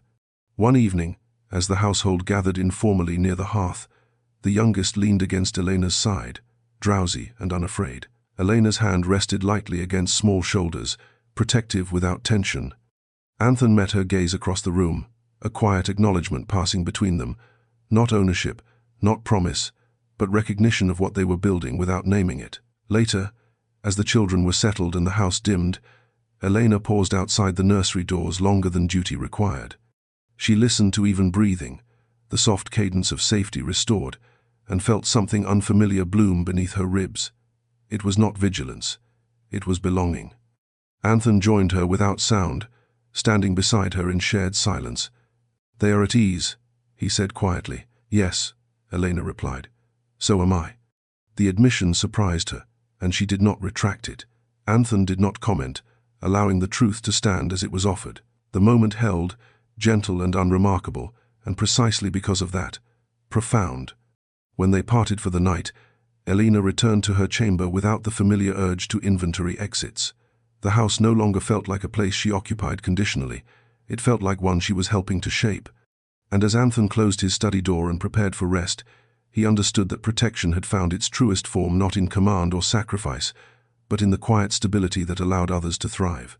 Anthon chose the setting carefully, not the council chamber where power was contested, but the long reception hall where the household gathered by habit rather than command. Servants lined the walls with quiet attention. Guards stood at ease. Elena took her place near the center of the room, posture composed, unaware of the precise shape the moment was about to take. She had learned not to anticipate recognition. It rarely arrived without cost. Anthon did not raise his voice. He did not gesture for silence. He waited until it settled naturally, then spoke with a calm that carried authority without force. He spoke of recent threats, of vigilance required, of the stability restored through discipline rather than fear. Then he spoke Elena's name, clearly and without qualification, and the room sharpened around it. He did not frame her as hired protection. He named her guardian of the household, entrusted with authority equal to responsibility, her judgment sanctioned openly and without condition. He referenced her actions plainly, the breaches prevented, the children safeguarded, the order maintained under pressure. There was no embellishment, no sentiment, only fact presented as foundation. The effect was immediate and irreversible. Elena felt the words settle like weight and release combined. Being seen so clearly, so publicly, stripped away the careful anonymity she had worn for years. Instinct urged retreat. Discipline held her still. She inclined her head once, accepting acknowledgement without display, though something unsteady moved beneath her composure. She had expected tolerance. She had not expected legitimacy. The household responded not with applause, but with something quieter and more enduring. Deference adjusted. Eyes met hers directly rather than sliding past. Instructions were received without question, authority recognized not by command but by acceptance. Elena felt the shift in real time, the structure of the house reorienting around a truth now named. Later, when the hall had emptied, Elena stood alone for a moment, grounding herself against the unfamiliar sensation of permanence. Anthony approached without ceremony, stopping at a respectful distance. "I did not do this to bind you," he said quietly, "only to ensure no one else could unbind you without cause." Elena met his gaze, steady but altered. "You have changed how this house sees me," she replied. "Yes," Anthony said, "and how it sees itself." The truth of it resonated. Elena had survived by remaining undefined, useful but replaceable. Now she stood defined by choice rather than necessity. The difference mattered more than she had expected. That evening, as she completed her rounds, Elena noticed the absence of resistance, the ease with which authority flowed now that it had been claimed openly. She felt exposed, but also grounded, as if the ground beneath her no longer shifted with every footstep. In his study, Anthony considered the quiet consequences of the declaration. He had made Elena visible in ways that could not be undone. Yet as he listened to the house settle into its night rhythm, he felt no regret. Protection, he understood now, was not merely shielding against harm. It was standing openly beside someone and declaring their place without apology. And for Elena, walking through corridors that no longer felt borrowed, that declaration changed everything. The conversation happened without planning, as if the house itself had finally grown tired of holding what remained unspoken. Elena and Anthony stood in the winter garden just after dusk, glass panes darkening with reflected light, the air cool enough to sharpen breath. There was no crisis pressing them together now, no danger demanding urgency, only the quiet weight of all that had been chosen and not yet named. "I will not pretend this is simple," Elena said at last, her voice steady but unguarded. "Staying changes things. For both of us." Anthony nodded. "So does silence."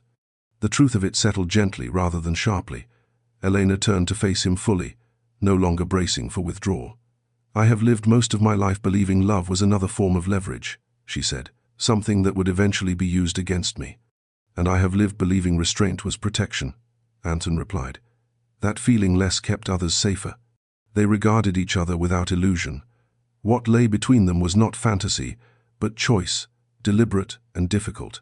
Elena felt fear stir, familiar and manageable, and did not retreat from it. "I cannot promise ease," she said. "I would not trust it if you did," Anthony answered. The quiet smile that touched her mouth surprised them both. It was small, unpracticed, and real. No vows were spoken, none were required.